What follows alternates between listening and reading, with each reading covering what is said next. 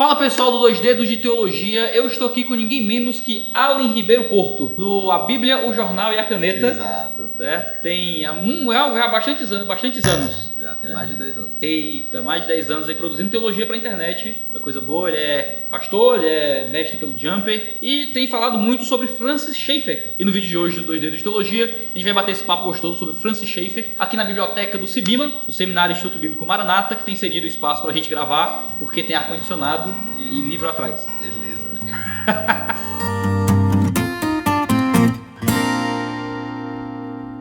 A gente ouve muito falar de Francis Schaeffer no Brasil, já não é um autor desconhecido. Claro, não é o, sei lá, não é o Hernando Dias Lopes, não sei, não é Mike Murdock, tá ligado? Mas não tá no ostracismo. Você vende Francis Schaeffer, as pessoas conhecem Francis Schaeffer, tanto pela associação com o Labri, com outras coisas assim. Mas ele é um autor antigo que não fala em teologia necessariamente, assim, né? Não vai falar comentário de Schaeffer aos Efésios, não tem. Então, por que uma pessoa que está interessada em teologia deveria se importar com conhecer Francis Schaeffer? Você tem até alguns livros do Schaeffer sobre Bíblia propriamente. Tem comentário dele no livro de Josué. Gênesis, Tempo e Espaço. Tem Gênesis, Tempo e Espaço. Tem um comentário dele em Romanos, de 1 a 8. Mas tem de A Romanos? Obra Consumada de Cristo. Olha só. Foi sair em português também, pela editora Cultura Cristã. Eu tô por fora, você não conhecia. Pra minha vergonha. Mas assim, talvez a grande contribuição de Schaeffer seja a maneira dele... A revista Time, na década de 60, publicou um artigo sobre Schaeffer, na matéria de capa, chamando ele de o Missionário aos Intelectuais. Eita. Então talvez nisso repouse parte da grande contribuição dele. O Schaeffer conseguiu fazer teologia e apresentá-la ao homem comum da sua época, fazendo as aplicações adequadas do Evangelho aos dilemas do seu tempo. Com isso, especialmente isso está encarnado em Labri, né? Com isso, Schaeffer conseguiu alcançar os caras que, de certa maneira, toda a igreja estava deixando de lado. O Schaeffer tinha boa teologia, ele foi aluno de Cornelius Van Til, ele estudou no Westminster, embora não tenha se formado lá, mas ele não ficou restrito aos círculos evangélicos. Aliás, foi quando ele fez uma certa ruptura com um determinado grupo mais fundamentalista que ele decidiu falar ao homem comum. Aí ele utilizou a música, utilizou o cinema, a arte, tudo isso como ponte de análise cultural para compreender esse homem e sair para a rua para conversar com esses caras e falar de Jesus. Isso, eu acho que talvez por causa disso o Schaeffer seja tão importante pra gente. Pro cara que tá dentro da universidade, pro cara que quer perceber as possibilidades de entender o mundo e de falar com o cara da rua, pro cara que entende a importância do seu bairro, entende que ser igreja é mais do que só se reunir no domingo. Schaeffer providencia pra gente uma base muito legal e talvez por isso o nome dele tenha tanta proeminência. Eu conheci Schaeffer no seminário, né? Eu estava estudando Bíblia, estudando teologia, foco em exegese, missiologia, e aí um colega disse, cara, tu tem que ler esse cara aqui. Ele fala uns negócios. E eu lembro que a primeira vez que eu li Schaeffer, eu nunca tinha lido filosofia. O curso de filosofia era de manualzinho, tá ligado? De apostila. Coisa que eu vi na escola e tal. E cheguei no seminário, tive algumas disciplinas de filosofia, né? Que começaram a me puxar e eu obrigar a ler esse tipo de material. E meu primeiro contato com o Schaeffer foi muito estranho. Eu tava acostumado a ler comentários de Romanos, livros do Piper, né, esses negócios, e ver um cara falar sobre o problema da modernidade. E eu, gente, o que diabo é isso? Eu não sei o que é esse negócio. Né? E parece que às vezes, se você é uma pessoa que... O Schaeffer não é um autor muito difícil. Ele é bem popular, ainda que seja um missionário aos intelectuais, né? Por isso que ele é um missionário, né? Ele alcança as pessoas. Mas talvez para o leitor só acostumado a leituras bíblicas, ele não veja o valor de Schaeffer. Ele vai para Schaeffer, ele vai achar, esse cara tá falando um negócio de filosofia aqui e tal, não sei o quê. E é engraçado que você tem um blog chamado A Bíblia, o Jornal e a Caneta, que fala justamente sobre essa ideia de você ter esse contato com o jornal, com a notícia, ter isso relacionado com a palavra de Deus, a caneta como um jeito de você escrever e criticar e produzir em cima disso. Como é que um teólogo pode ser beneficiado por Schaeffer diretamente na sua análise do mundo? Eu acho que esse primeiro problema de leitura do Schaeffer tem a ver exatamente com a nossa falta de percepção da nossa necessidade de presença no mundo. Então, o que eu quero dizer? Logo no início do Deus que Intervém, o Schaeffer diz: a apologética pressuposicional teria causado um grande impacto. Eu vou já explicar o que é apologética pressuposicional. Então anota aqui.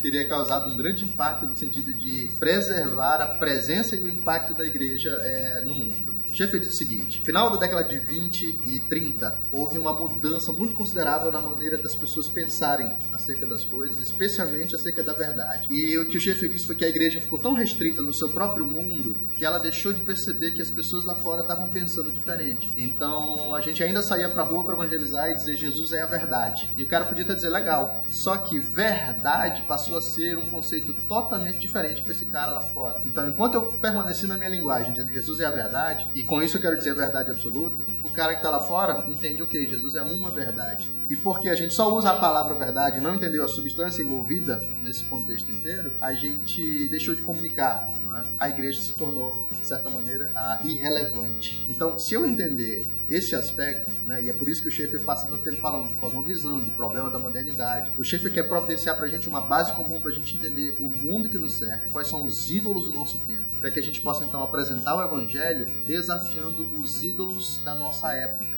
Lutero tem uma frase desse tipo, né? Se eu apresentar toda a verdade, mas fugir de denunciar exatamente os problemas do meu tempo específico, eu não estou apresentando o evangelho. É mais ou menos esse conceito. É interessante que o Lutero continua dizendo, né? É como um rei está sendo atacado por uma porta e manda os exércitos para outra. Né? Exatamente. Talvez Schaeffer tenha a função de mostrar um pouco para onde é que está vindo. De onde é que o bicho está vindo. Né? E aí, nesse sentido, né? Porque como é que o Schaeffer ajuda a gente a fazer teologia, então, de maneira aplicada ou contextualizada? O Schaeffer providencia para a gente um método. Então, o método da apologética cultural ficou conhecido pela abordagem de Schaeffer. Entender e ouvir o mundo tem a ver com perceber as expressões culturais, conversar com as pessoas.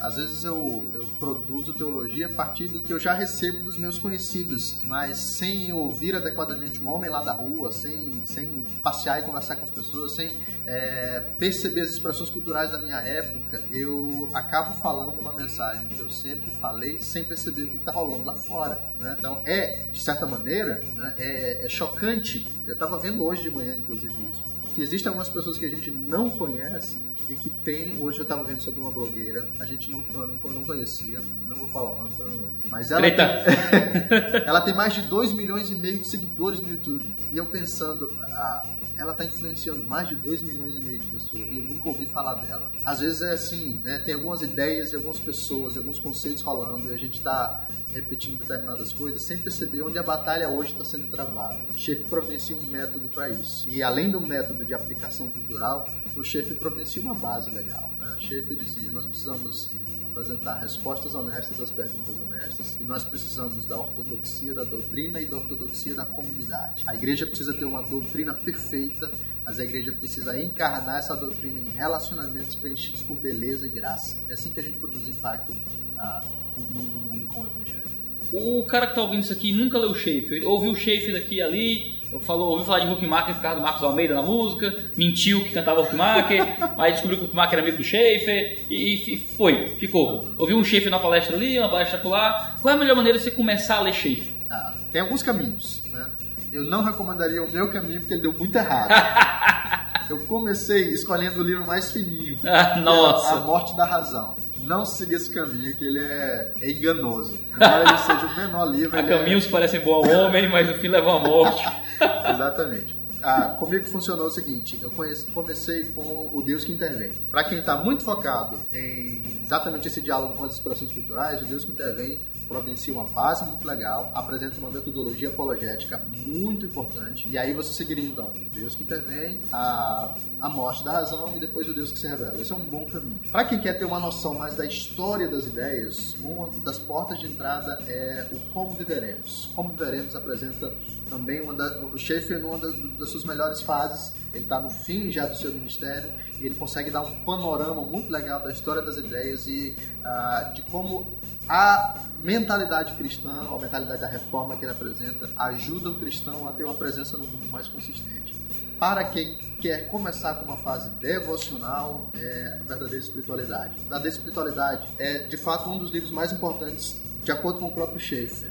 O Schaeffer passa por uma crise espiritual muito grande e depois dessa crise é que ele vai desenvolver tudo o que ele fez, né? E a primeira obra como resultado dessa crise foi o Verdadeira Espiritualidade, embora não tenha sido a primeira publicação, mas Verdadeira Espiritualidade é a base espiritual a partir da qual ele vai fazer apologética, análise cultural e tudo mais. Então, eu certamente teria esse como um dos livros de entrada.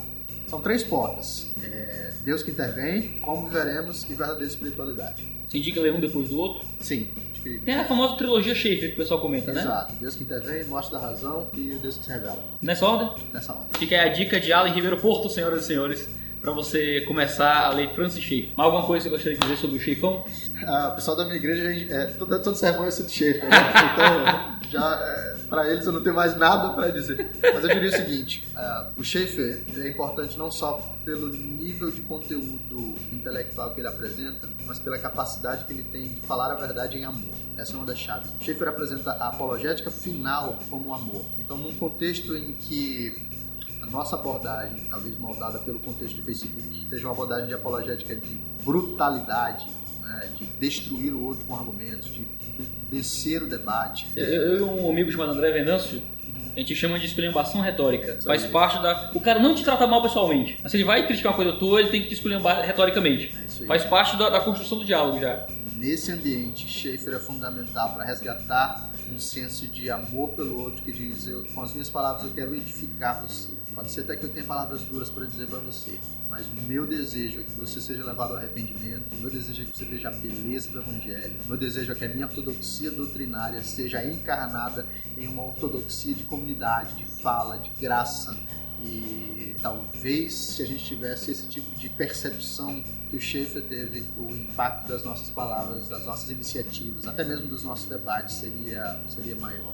Obrigado a você que nos acompanhou até aqui. Você está no 2 Dedos de Teologia, a gente tem vídeo toda segunda, quarta, quinta, sexta e domingo, é muita coisa. Não é? E isso só funciona porque você nos mantém e nos ajuda a fazer esse canal funcionando. Você entra em 2dteologia.com.br e você tem lá o holding da Teologia Nacional, né? Tem podcast, tem um monte de coisa lá. Tá gostando desse formato de entrevistas? A gente tá gravando alguns bate-papos. Comenta aí embaixo, comenta, interage. A gente tá aqui para tentar edificar a vida da igreja através desse meio de comunicação que é a internet. Tá? Então muito obrigado e até a próxima. Tchau.